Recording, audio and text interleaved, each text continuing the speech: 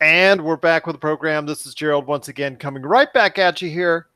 Well, it is time once again. We're right in the middle of it when it comes to the college football season, something I've always wanted to approach right here at the Pop Culture Cosmos. Just a little bit of updates here and there on the college football scene. And who better to talk college football? Not only is he our NBA man in the know, and he and I both, I can tell you right now, are waiting anxiously for training camp here coming up. But he's also our man in the know when it comes to NCAA football. It is my good friend, Mr. Anthony Barbarin. What's up, man? How you doing? I'm doing well. I'm doing well. Ready to talk some college football? Because I know it's something both you and I also have an affinity for. A lot of great teams that are out there right now. Well, actually, when it all starts with Alabama. You see what they're doing, especially on the defensive side of the ball. They've got that quarterback controversy, which everybody looks at as far as which quarterback should start. But when it comes to Alabama, is it right now looking like at this point in time, early in the season, Alabama and everyone else? Yeah, I think Alabama is pretty much a lock to make the playoff, unless they have a monumental collapse. They're very smart about the things that they do and the way they set up their schedule. They don't have a even close to a competitive, what you would call a competitive game until they play LSU. And even after that, I mean, Mississippi State, but, Auburn is at the end of the season. So right now they can go off their reputation of being Alabama without have to schedule too many real, monstrous opponents and still make it into the playoff. Right now, the top 8 is pretty much set in stone right now, according to the polls. Both polls that are out, major polls anyways, have Alabama at number 1, Clemson, which just squeaked by Texas A&M at number 2. You've got Georgia at 3, Ohio State. And, well, all I'll say is this. They really gave that Urban Meyer that slap on the wrist. Okay, well, it wasn't really much of a slap on the wrist. They've had two real easy games. They have a challenging game coming up in TCU, but really, when it came right down to it, well, let's just put that aside because I have my thoughts and opinions on that. Oklahoma, Wisconsin, Auburn, and Notre Dame. Those are pretty much the top 8 teams, which everybody thinks that are really going to challenge right now for the playoff slot. Your thoughts on any of those other 7 teams that I mentioned? Are there any other of those teams that could be giving could be giving Alabama some interest early as far as a possible co-favorite going into the playoff season? I would think it'd have to be Ohio State. They through the first 2 games without Urban Meyer, I mean, I'm slapping my wrist now. I'm slapping my wrist. They've looked well. They haven't, struggled or, shown any sign of anything. Now they haven't played any great competition. Like you said, they play TCU coming up next. That'll be a little more telling. But they looked the part. I mean, they looked the part.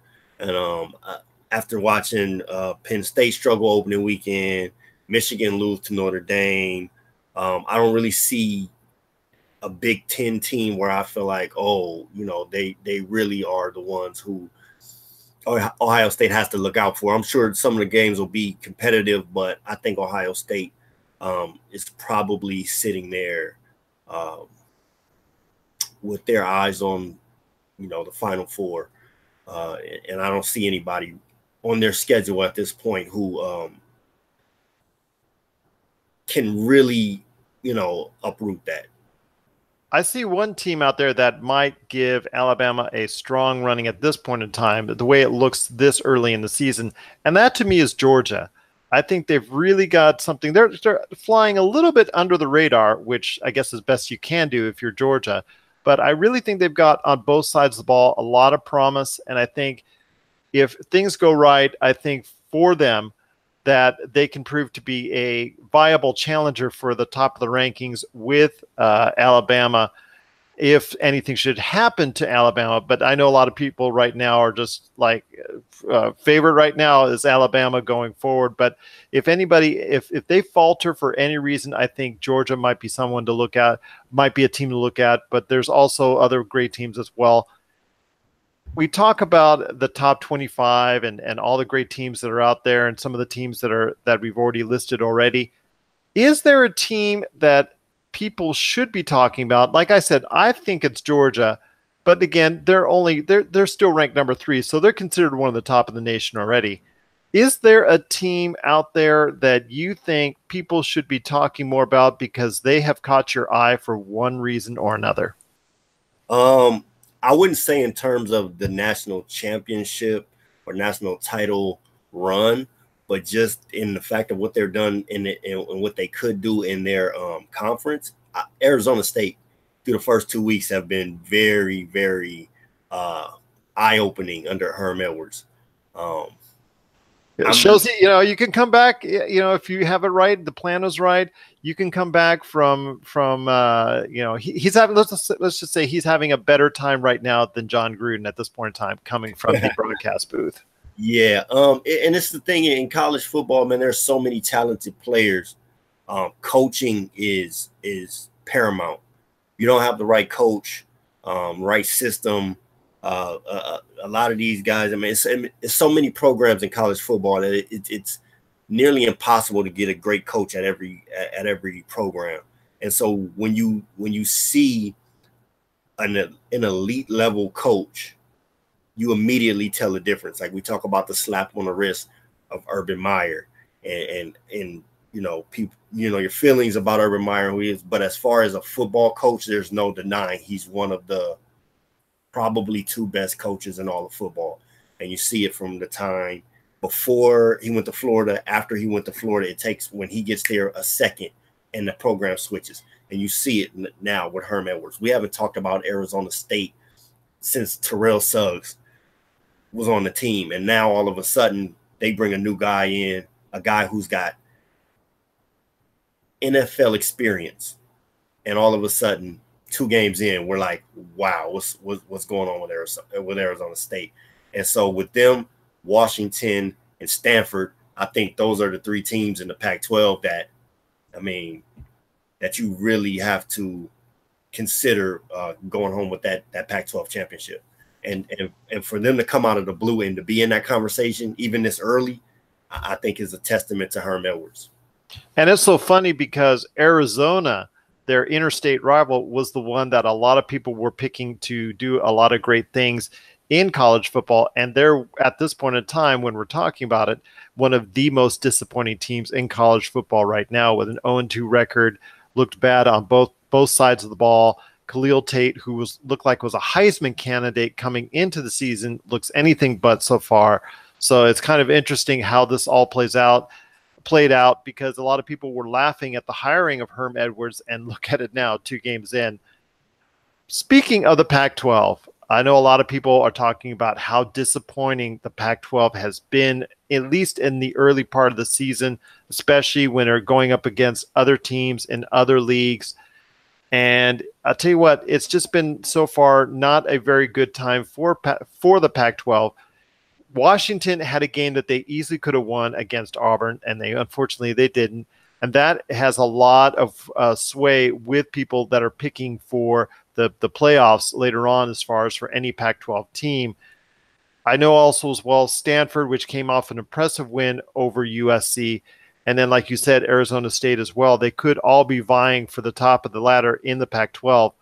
But that top of the ladder in the Pac-12 could be a little bit of a problem because of the fact that they are so well, they're actually not as well thought of as in previous years. In fact, this goes back to the bad bowl season that they had earlier this year. So your thoughts on the Pac-12 as a whole? Is there anything that any one team can do to stand out? Because right now it looks like the Pac-12 is on a down note at this point in time. Yeah, run the table. That's always the best way to go about it. If you're a Stanford team, Washington at this point can't Arizona State, as much as I like what they've done the first 2 weeks, I don't think they're at a place where they're going to be that good. I just think there's somebody to look out for in the Pac-12 to be viable for that Pac-12 title. And you said it, like see UCLA with Chip Kelly, and you think, oh, he's going to bring in this, the revolutionary offense, and they're going to be able to do all this stuff. And you've seen, squat from them in the first 2 weeks. I think the Pac-12 overall is not as well thought of, but they are a Power 5 conference. So when the time comes, if there are teams with losses in these conferences, they will get a look, a legitimate look, not a a passing glance, but a legitimate look. But I think for somebody to be clear cut out of the Pac-12, I think they would have to run the table. With USC, it's just a matter of time, I think, in my opinion. For later in the year, you got to look out for them to be strong. I mean, they're starting a true freshman quarterback, plus also had a lot of losses on the offensive side as well. A lot of players went to the pros, and I think with them, it's just a matter of recouping and getting that experience, but that's going to be later for them. So I would see them as a contender next year. But I think you're right on all cylinders with what you're talking about. With UCLA, it's just disappointing.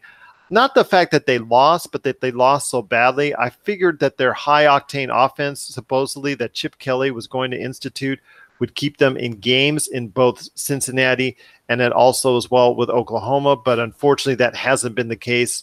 And right now, it looks like there's going to be a lot of retooling that needs to be done with the Bruins, that's for sure. And we've already talked about Arizona being a problem issue. But before we head on out, my friend, I want to ask you one last thing. Is there any teams outside of, let's say, what we talked about so far that really could make some noise? I mean, we talked about, last year, the sensation Florida Atlantic, I believe, correct? That was undefeated. So that was a surprise by everyone. Is there that type of team this year that could really make some noise and have a standout season? And I don't know, maybe get into the playoffs, sneak into the playoffs, although I think there should be an 8-team playoff, but that's another story for another day. Your thoughts on the team that might surprise some people and make some noise and generate some enthusiasm in the weeks to come? Honestly, I don't see anybody that catches my eye to where, maybe outside of the top 25 that I think, they have a chance to really, really, really do something. But I think I like Oklahoma. I'm very surprised to see Oklahoma do what they're doing right now with the loss of Baker Mayfield, and to still come in and have that high octane offense and be that explosive. So I'm interested to see them continue to go. I know they're ranked pretty high at this point, but to me, it's surprising to see them be able to be this good offensively with your quarterback going number one. Fair enough. And I meant to say University of Central Florida. I'm thinking I got Lane Kiffin on the brain for some reason, but yeah, University of Central Florida. Obviously, they had a great year last year and surprised a lot of people. That is actually a pretty good choice as far as what's coming up. I mean, it's pretty hard right now for any team like a Central Florida to really make some noise. In fact, their undefeated season really, it got them a mythical co-national championship game. National championship, quote unquote, but it really didn't put them in the playoffs where I think they deserved to go. Again, an 8-team playoff would have probably sufficed for that reason, but be that as it may, my choice would probably be for kind of like a surprise out there. I think people, if they're looking in the way of either Virginia Tech or LSU has surprised a lot of people already, and if they can go ahead and beat Alabama, they can still have quite a say as far as the playoffs are concerned, even with 1 or even a 2-loss type of season, because they have already got some nice wins under their schedule. And if they do beat Alabama, that can really go a long way to make their entire season and get Ed Ogeron finally off the hot seat he was really on before the start of the season. Right. That's for sure. Well, Anthony, it's been great talking to you about college football. I know let's get together halfway through the season when it comes to college football, because I know we're also going to be talking about training camps opening up in the NBA. And, that's a favorite conversation of ours, and a lot to talk about then. But I also want to talk to you about halfway through the season, how it's shaping up when it comes to the college football season. If you have any questions for Anthony in regards to either the NBA or college football, just give us a shout out, popculturecosmos@yahoo.com. Also as well, Pop Culture Cosmos, Humanica Media, and Game Source on Facebook, Twitter, and Instagram as well. Well, my friend, it's been great talking to you. Again, we've got to talk together about halfway through the season about all the great things going on in college football, because as you know, it can change ever so quickly, and all it takes is one ugly loss, and that sets a team really far back on the schedule and the rankings as well. Yeah, absolutely. I think by the time we get halfway in, we'll have a much better scope of who's good, who's pretending, who's serious, and the pivotal matchups going forward. Absolutely will. And again, Anthony, it's been so great talking to you as always, my friend. Just great to talk to you and having you a part of the show, part of the program, and also part of the Pop Culture Cosmos.